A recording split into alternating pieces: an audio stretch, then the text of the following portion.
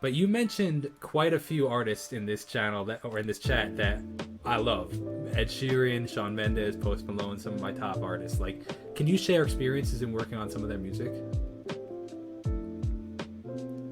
Yeah, I mean, I think that every artist is like, it's a different sort of journey.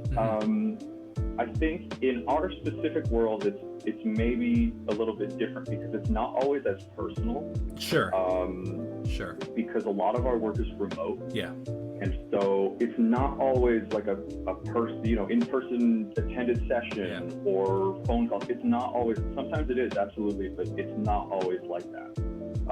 So every project kind of has a different set of challenges, and people kind of go about the mixing process a little bit differently. But I will say, especially with COVID, for the last while, it's been quite remote, the work that we've been doing. Sure. And we'll interface via email or via phone call and resolve any notes or anything that way. And typically it's with management that you're speaking with too, right? You send it to management, management sends it to the art, or if not even the label, you send it to the label sends it to management, it's like the level of chains that go through is it's so funny. Like I said, again, like the more and more I get involved, the more I'm just surprised at how the industry works. So people assume, like, say collaboration with artists, like whatever, Justin Bieber and Ariana Grande, like they're like, oh, they probably got together, they wrote together, and like you have no clue. One was probably in LA, one was probably in like Singapore, and they recorded completely separate and never even talked about it together. They probably management controlled the whole. It's just funny. I'm not saying that that's the case for everything, but it is funny how disconnected some things can be. Absolutely. Yeah, absolutely. Well, you definitely gave a tremendous amount of stuff that I think that people like in the industry, trying to make an industry, can definitely pick apart and use to grow their career. And I really appreciate that, man. And I really appreciate you taking the time. Before we go, I am super curious for myself. Which Ed Sheeran album did you work on? And which Ed Sheeran did you work on? And were you the actual person that actually mixed the album in the end, the final product, or were you a part of the team that mixed it? I was part of the team. Okay. It was the collaborations album, Collaborations number 6, and we did, I think, 3 or 4 songs off of it. We did Blow, the one with Chris Stapleton and Bruno Mars, I think, right?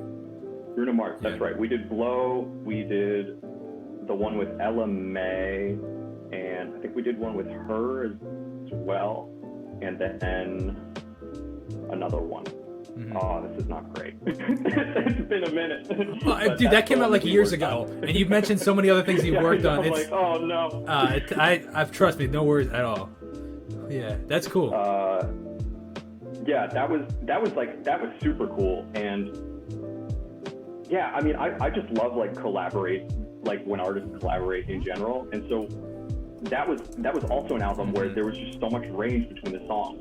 Like he did a track, I think, with Travis Scott, maybe. There was like trap track on that. Blow is like a rock record, and then the LMA is like a hip hop vibe. So I just love the variety between all the different songs on that project. So that was something that was just super cool about working on that. What about Post? Post is awesome to work on also. What did you work on with that one? I joined the team and we did Hollywood's Bleeding, and we did the song they put out, I think for the Pokemon soundtrack or something like that. Yeah, we did that one, and then we did the latest one, Motley Crue. That's wild, man. It's also really interesting. Something I find really interesting about the music industry. It's like you don't go to the same studio for everything, and I find that super fascinating. Like even from the number 6 collaborations from Ed Sheeran, or collaborations with number, however he phrased it, it's like he probably went to like 6 different studios for that, or if there's 15 songs. It's really interesting that not everything's done by one producer or mixer or whatever the case is, or even mastering studio. It's also interesting how they shop around. I was talking to somebody recently, and they were saying, oh yeah, we pitched the mix, like they got paid and everything, but like this artist was shopping around, they wanted it mixed, or it was actually mastering for the person I was speaking to, but they were like, they got it mastered by this person. Everybody got paid, but they just were trying to figure out who they wanted, which one they liked. And it's just interesting that it works that way. It's I don't know, I just thought that was interesting. It's cool that it's so collaborative. You don't know who you're working with next. Like you don't know and also just fostering a sense of competition, right? Like healthy competition in that, like, when I do a mix, like, if I'm kind of going up against someone else, like, I'm interested in what they're doing. I'm like, wow, like, this is cool, you know, like, they're trying out these 2 different flavors of mix, and yeah, it makes me want to put my best foot forward. Sure. You know, so it can be really constructive and really positive. Yes, even if you don't get the opportunity, because you can learn from why you didn't get the opportunity, and that can create Sure. you know, a learning opportunity where you just can better yourself as an artist. I love that, man.